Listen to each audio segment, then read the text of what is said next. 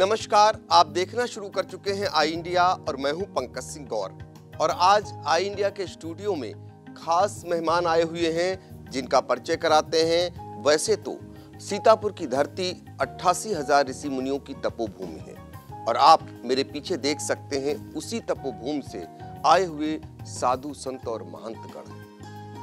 आज इसलिए महत्वपूर्ण चर्चा होने जा रही है क्योंकि हाल ही में योगी सरकार ने नैमिषारण्य विकास के लिए एक बड़ी घोषणा की है। आपको बता दें कि पिछली 25 नवंबर को श्री नैमिषारण्य धाम तीर्थ विकास परिषद का गठन किया है। ऐसे में अब मांग वहां से जोर होने लगी है कि नैमिष का कैसा विकास होना चाहिए। तो साधु संत बेहतर बताएंगे और नैमिष के विकास को लेकर क्या कुछ सपने सजोए हैं। नैमिष हमारा कैसा दिखना चाहिए, उसका इतिहास क्या रहा, कैसे उसकी पहचान को और आगे बढ़ाना चाहिए, इन सब चीजों को लेकर आज जिला अधिकारी से भी आप लोग मिले हुए हैं। तो परिचय कराते हैं सबसे पहले महंत संतोष दास जी से। विश्व हिंदू परिषद से जुड़े हुए विमल जी हैं और अंजनी जी हैं। आप बहुत ही प्रसिद्ध मुल्ला भीरी आश्रम है, वहां से आए हुए हैं। सुनीत पांडे हैं और शास्त्री विवेक जी हैं। तो शुरुआत हम चूंकि महंत जी से करते हैं और नैमिष के विकास की बात हो या नैमिष के किसी भी मामले को लेकर महंत संतोष दास जी हमेशा आगे रहते हैं और इन्होंने जो सपना देखा है नैमिष के विकास को लेकर, वो क्या सपना है और उसको लेकर अधिकारियों से क्या मांग कर रहे हैं, कैसा होना चाहिए नैमिषारण्य और मिश्रिक का विकास। महंत जी, आपसे जानना चाहेंगे कि आप नैमिष के विकास का रास्ता सरकार ने साफ कर दिया है, आप नैमिष के विकास को कैसा चाहते हैं, वहाँ कैसे विकास होना चाहिए, क्या कुछ होना चाहिए, वहाँ अरण्य के क्षेत्र में क्या कुछ चीज़ें मौजूद हैं और जिसको लेकर आपने जिलाधिकारी के सामने भी एक मांग पत्र रखा है। दरअसल पूरे हमारे भारत की जो प्राच्य संस्कृति है, उस संस्कृति को यह जो सरकार है, योगी सरकार, उसको पुनर्जीवित करने जैसी स्थिति में है और उसे पुनर्जीवन दे रही है। तीर्थों का विकास इस कार्यकाल में बहुत हो रहा है और हमारी संभावनाएं और आशाएं भी हैं। नैमिषारण्य वास्तव में वांग्मय जो सांस्कृतिक वांग्मय है सनातन का, उसकी उद्गम भूमि है। चाहे वो पौराणिक वांग्मय हो, चाहे वो वैदिक वांग्मय हो, उसकी उद्गम भूमि है और यहीं से उसका प्रचार प्रसार पूरे विश्व में, हम ऐसा मानते हैं, सनातन ऐसा मानता है कि पूरे विश्व में गया है। तो और यह 88,000 ऋषियों का तपा क्षेत्र रहा है। यहाँ का कण कण उनकी तपस्या से तपापूत है, हम ऐसा मानते हैं। तो जो उसका विकास हो, तो मैं ये चाहता हूँ कि कहीं पर आध्यात्मिकता पर, मौलिकता पर भौतिकता हावी न हो जाए। भौतिक विकास यदि हमें देखना है तो कहीं भी जा सकते हैं और कहीं भी पिकनिक मनाने जा सकते हैं या कैसे भी जा सकते हैं, लेकिन जब हम आध्यात्म की ओर आएँ, जब हम अपने प्राच्य इतिहास की ओर आए, तो यहाँ पर इसकी ऐतिहासिकता झलकनी चाहिए, पौराणिकता झलकनी चाहिए और उसका जो मौलिक स्वरूप है उसको विकसित किया जाना चाहिए। उसके लिए जहाँ पर भौतिकता की आवश्यकता है वो भौतिक बनाना चाहिए, वो बात सही है, लेकिन उसकी मौलिकता को कहीं से भी नष्ट न किया जाए। हम ये मानते हैं उसका इस सिस्टम से विकसित किया जाए, उसे वहाँ पर आने वाले लोग, श्रद्धालुओं के लिए जो आवासीय सुविधा बने, उसमें भी लगे कि हम नैमिषारण्य क्षेत्र में आए हैं। वहाँ पर जो क्षेत्र का वो वन्य प्रांत है, जो वहाँ का वातावरण है, जो वहाँ का पर्यटन है, वह भी इस तरफ संकेत करे कि हम नैमिषारण्य के वन्य प्रांत में आए हैं, हमें चाहते हैं। बिल्कुल, आप जो बात रख रहे हैं वो बहुत ही ज़रूरी बात है। अब ऐसे में सवाल ये उठता है कि नैमिषारण्य अगर महर्षि दधीच के लिए जाना पहचाना जाता है तो गाय के लिए भी अपनी एक अलग पहचान रखता है और नैमिष अरण्य क्षेत्र है। वहाँ के लिए अरण्य के क्षेत्र में क्या कुछ करना चाहिए, कौन सा ऐसा क्षेत्र है जहाँ पर अरण्य के क्षेत्र में विकास करने की आवश्यकता है? देखो, नैमिषारण्य का जो 84 कोस परिधि है, वह परिधि तमाम ऐतिहासिक घटनाओं पर आधारित और 3 प्रकार के तीर्थ, हम 2 प्रकार के तीर्थ मानते हैं, एक प्रतिनिधि तीर्थ, एक मौलिक तीर्थ। जो मौलिक तीर्थ यहाँ पर हैं, वो मौलिक तीर्थ इतने ही जीवंत हैं और जो प्रतिनिधि तीर्थ भी इतने जीवंत हैं कि आप देखेंगे तो जैसे चित्रकूट है, तो चित्रकूट का फोटो कॉपी यहाँ पर चित्रकूट है या अन्य तरीके से। तो मैं चाहता हूँ कि जो जितना भी वन्य प्रांत है वो सुरक्षित हो। जैसे कि गायों की बात जहाँ आती है, तो एक कथा है कि जब महर्षि दधीचि ने अस्थिदान दिया तो वो गायों के द्वारा ही साफ किया गया, क्योंकि वह खंडित न हो अस्थि, इसलिए। तो उन गायों को वह नैमिषारण्य की वह गो संपदा थी जो नैमिषारण्य से लगी और जुड़ी है, और जो नैमिषारण्य की शोभा थी, जिनके बिना नैमिषारण्य अधूरा माना जाता था, वह गो संपदा थी। जो सनातनी गाय के बिना अधूरा है। नैमिषारण्य जैसी प्राच्य और ऐतिहासिक भूमि, वहाँ पर गायों का गो संपदा का महत्व कितना बड़ा होगा, ये सब समझ लेना ही पर्याप्त है। तो वो मिश्रित से जुड़ा हुआ एक क्षेत्र है, धेनुधारी क्षेत्र, जिसे आज इस अंतराल में, जब हम बहुत नीचे पीछे चला गया नैमिष, इस अंतराल में वह मतलब सुंदरता से कुरूपता में बदल गया, उसे धनधारी कहा जाने लगा, भयंकर नाम दे दिया गया, जबकि उसका नाम वास्तव में धेनुधारी है। और उस धेनुधारी वन्य प्रांत में गायों का अभयारण्य बनाना, मुझे लगता है नैमिषारण्य के मौलिकता को निखार लाना होगा, और नैमिषारण्य के वन्य संरक्षण में भी एक कदम बढ़ेगा ये, और वो अपने रूप में स्थित हो जाए, गो संपदा वहाँ की सुरक्षित हो जाए, और वह पर्यटन के भी क्षेत्र में वो दिखाई दे कि हाँ भाई ये वन प्रांत है, बहुत बड़ा जंगल है। और मैं चाहता हूँ, योगी सरकार से भी चाहता हूँ, ऊर्जावान पदाधिकारियों से जो हैं प्रशासनिक पदाधिकारी, उनसे चाहता हूँ इस आवाज़ को उठाया जाए और धनधारी को पुनः एक बार धेनुधारी के रूप में प्रतिष्ठित करके और नैमिषारण्य क्षेत्र की शोभा बनाया जाए।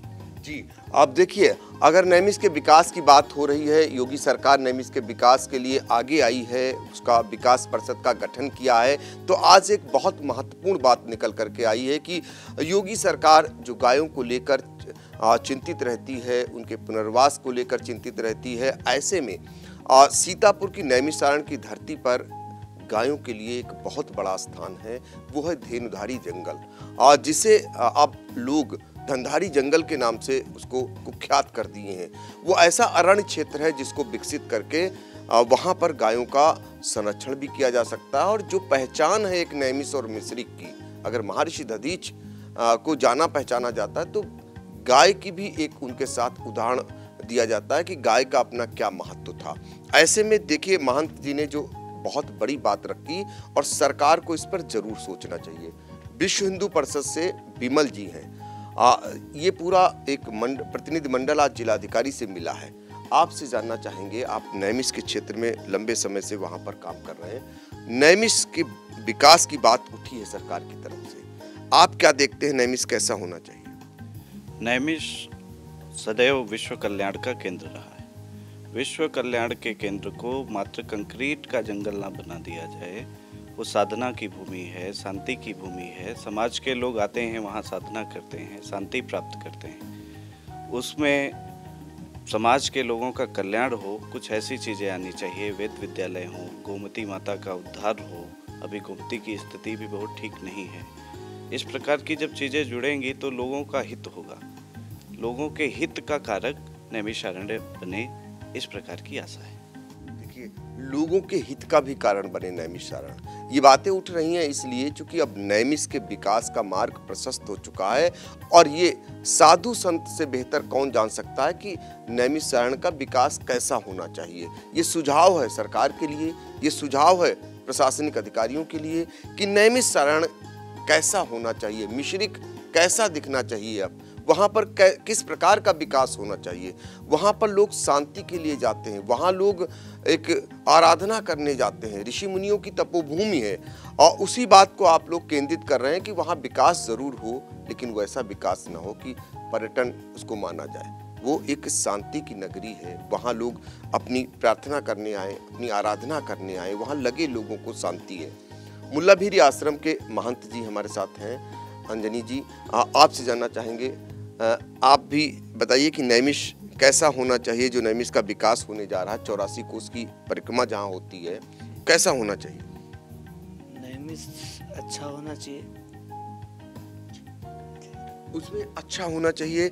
84 कोस की जब परिक्रमा होती है तो पूरे देश से साधु संत आते हैं, उनका भी ख्याल रखना चाहिए, उनके लिए एक अलग से कुछ ऐसी व्यवस्था होना चाहिए कि वो आए इस तपोभूमि पर, तो साधु संतों को लगे कि नैमिष का विकास ऐसा है कि वहाँ रुकने का उनका मन हो, सिर्फ परिक्रमा तक ही सीमित ना रहे और भी समय व्यतीत कर सके। जी, उनकी व्यवस्था अच्छी होना चाहिए। देखिए, बात और उठी क्योंकि साधु संतों की जो 84 कोसी परिक्रमा है, आपको बताएं वो सीतापुर और हरदोई मिलाकर के जो 11 पड़ाव हैं वहाँ की जाती है और लाखों लाख साधु संत आते हैं और वहाँ उनके रुकने ठहरने, उनको लगे कि ये वाकई में ऋषि मुनियों की तपोभूमि है, यहाँ वो रह सकते हैं, कुछ समय गुजार सकते हैं, अपनी वहाँ पर जो है आराधना कर सकते हैं, ऐसी भी व्यवस्था होनी चाहिए। सुनीत पांडे हैं चक्रतीर्थ नैमिषारण्य का जो है, वहाँ पर आपको अष्टकोणी जो आरती होती है वो सुनीत पांडे ही करते नजर आते हैं। आपसे जानना चाहेंगे कि आप कैसा सपना चाहते हैं, आप कैसा नैमिष देखना चाहते हैं?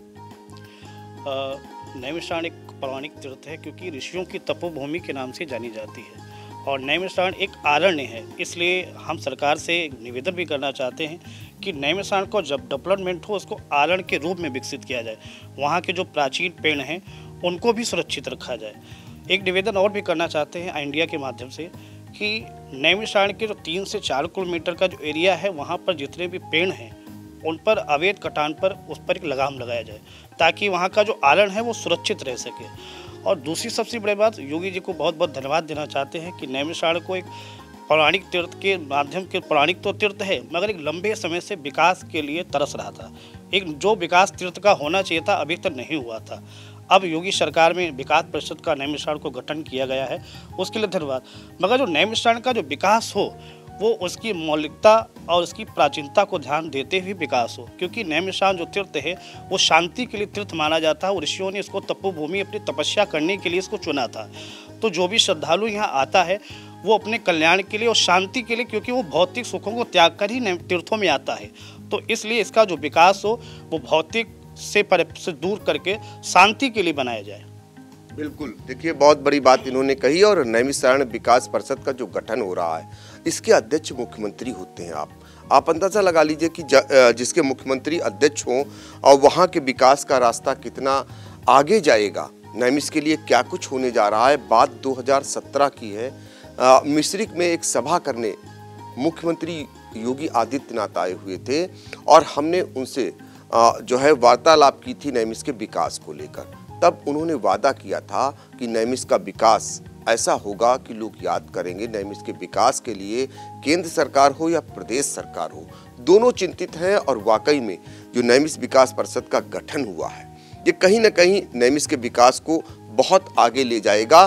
पर जो स्थानीय वहाँ के साधु संत हैं वो कैसा देखना चाहते हैं नैमिष, इनकी राय लेना भी सरकार को बहुत ज़रूरी हो गया है, क्योंकि वहाँ का जो क्षेत्र है, अरण्य क्षेत्र हो या फिर उसका अपना एक महत्व है, वो इनसे बेहतर कोई नहीं जान सकता। तो इनकी भी राय लेना ज़रूरी है। इसीलिए आज इस मंच पर सरकार तक बात पहुँचे, प्रशासन तक बात पहुँचे, अपनी बात रख रहे हैं। शास्त्री जी हमारे साथ हैं, चिंतित रहते हैं नैमिष के विकास को लेकर। नैमिष का विकास कैसा होना चाहिए और मिश्रिक, जो नैमिष मिश्रिक एक दोनों जोड़ कर देखा जाता है, 84 कोसी परिक्रमा है, कितने गांवों को लिया गया है विकास में, अब क्या लगता है वहां पर किस प्रकार के विकास की आवश्यकता है? देखिए, शिव महापुराण के प्रथम जो खंड है माहेश्वर खंड, उस पर नैमिषारण्य की प्रशस्ति में जो प्रथम श्लोक लिखा है कि तीर्थानाम उत्तमम तीर्थम क्षेत्राणाम क्षेत्र उत्तमम।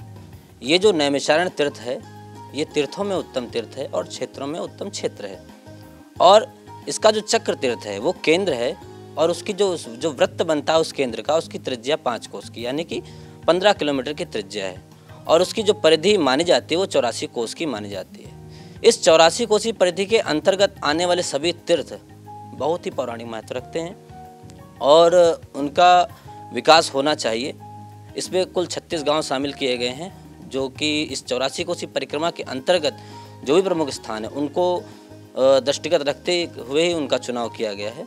और इन गांवों में जो सबसे पहले जो काम होना चाहिए वो मार्ग का, जो परिक्रमा मार्ग है वो बहुत सुंदर होना चाहिए, क्योंकि हम जब उन मार्गों पर जाते हैं तो हमें पता ही नहीं चलता कि ये परिक्रमा मार्ग है, क्योंकि वहाँ पर कोई संकेतक नहीं है।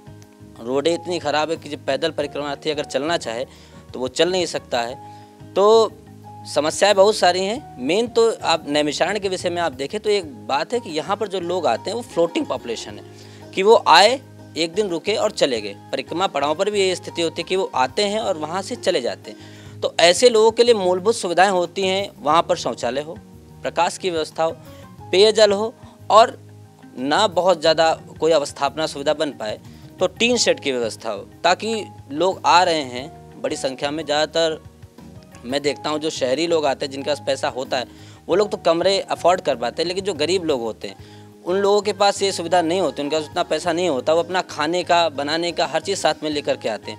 तो ऐसी सुविधाएं हो जहाँ पर सामान्य लोग आकर के रह सकें, वहाँ पर भोजन बनाया, खाया पिया और वहाँ से चले जाएं।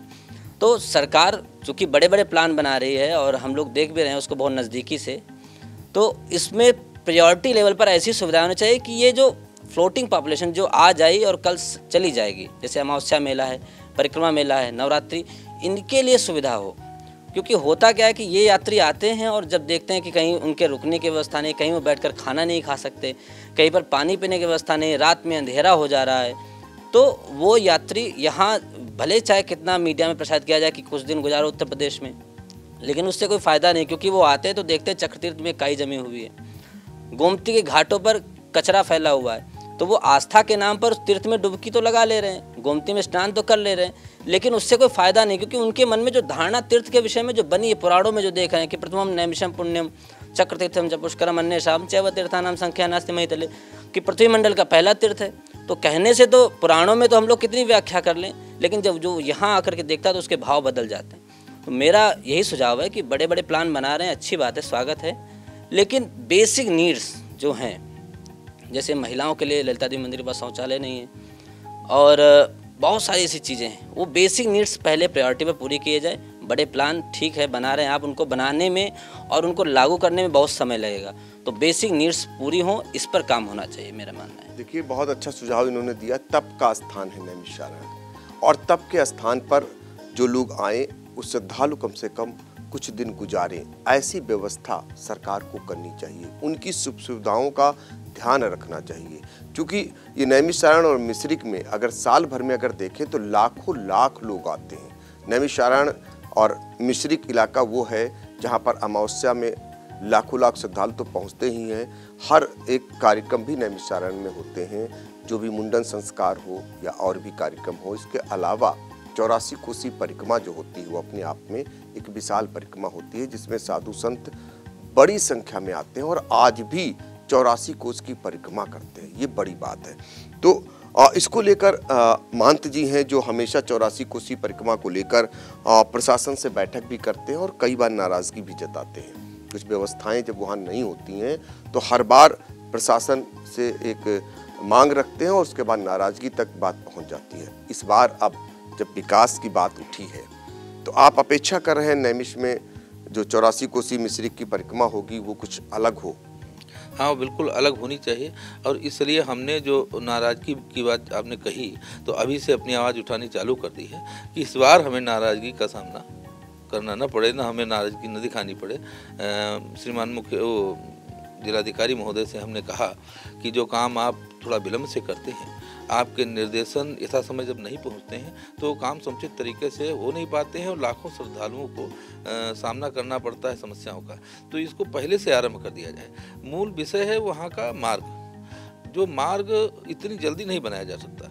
अभी से प्रशासन सचेत होगा तो जिन मार्गों का की मरम्मत करना है, जहाँ पेयजल साधन खराब पड़े हैं अथवा कहीं कहीं पर ट्रांसफार्मर फूक गए हैं, नहीं है, या विद्युत व्यवस्था कहाँ पर कैसी है, साफ सफाई तो यथासमय हो सकती है। लेकिन ये जो कार्य हैं ये पहले से इनका सर्वेक्षण किया जाए और इन पर कार्य करना प्रशासन अभी से चालू कर दे, तब तो हम यथासमय उस कार्य को कर पाएंगे।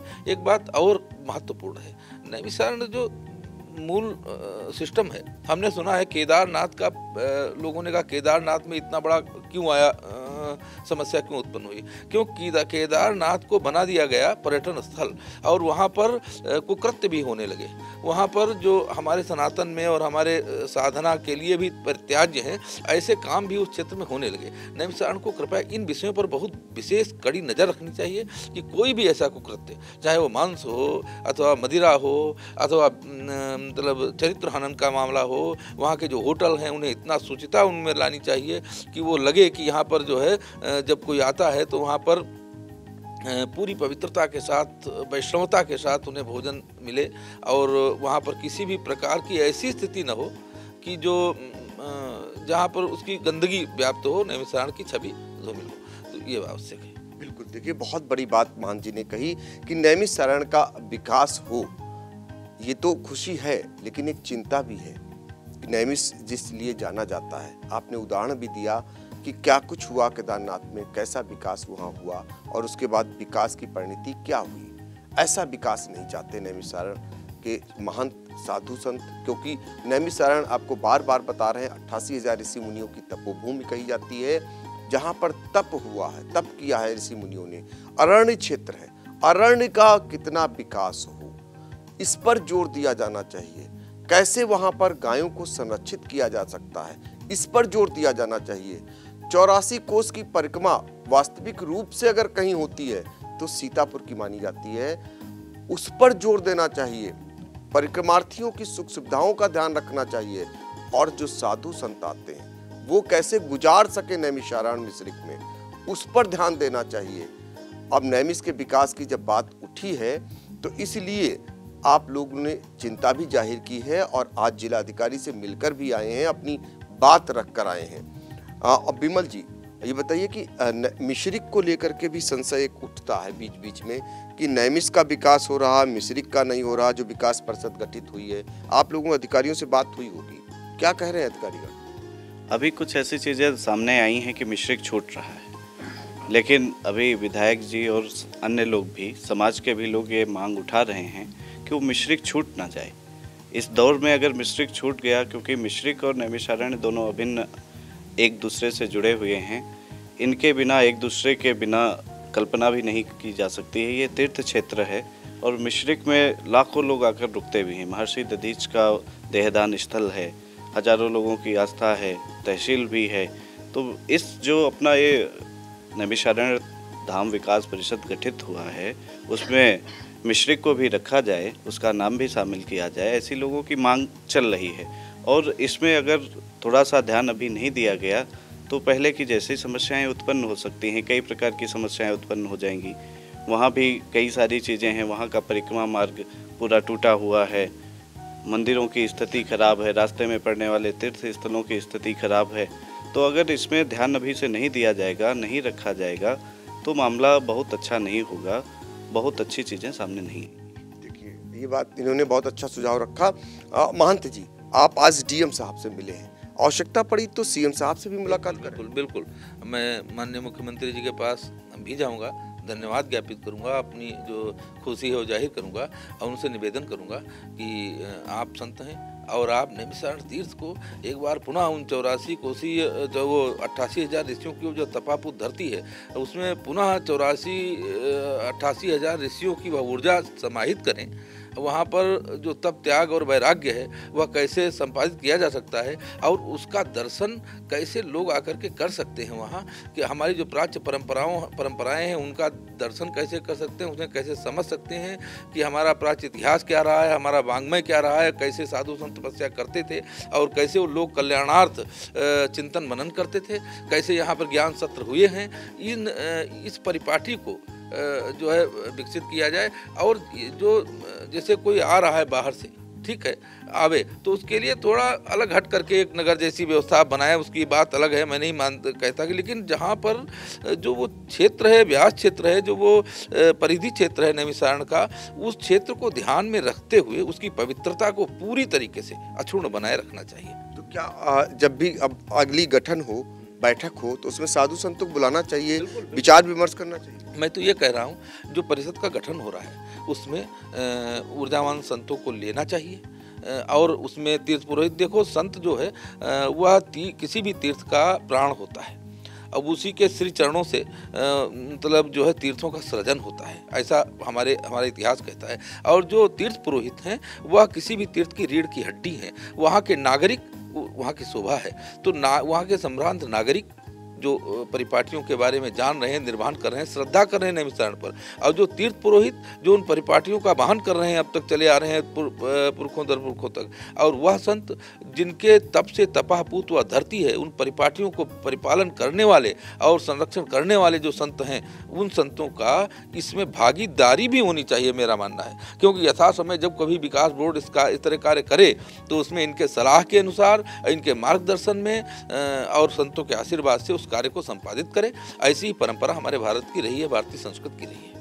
देखिए, ये सब बातें हैं जो सुझाव रख रहे हैं नैमिषारण्य विकास को लेकर के। अगला जब भी बैठक हो तो नैमिषारण्य और मिश्रिक के साधु संतों को भी बुलाया जाए और उनसे जरूर सुझाव लिया जाए, ताकि आगे जब भी संचालन हो विकास का, आपके मार्ग आपके बगैर विचार विमर्श के ना हो, ताकि नैमिषारण्य और मिश्रिक की पहचान जो रही है वो बरकरार रह सके।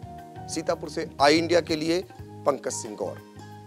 दर्शकों के प्यार से बनी बात, मिला 80,000 सब्सक्राइबर्स का साथ। कम समय में 1.5 करोड़ से भी अधिक दर्शकों ने देखा आई इंडिया।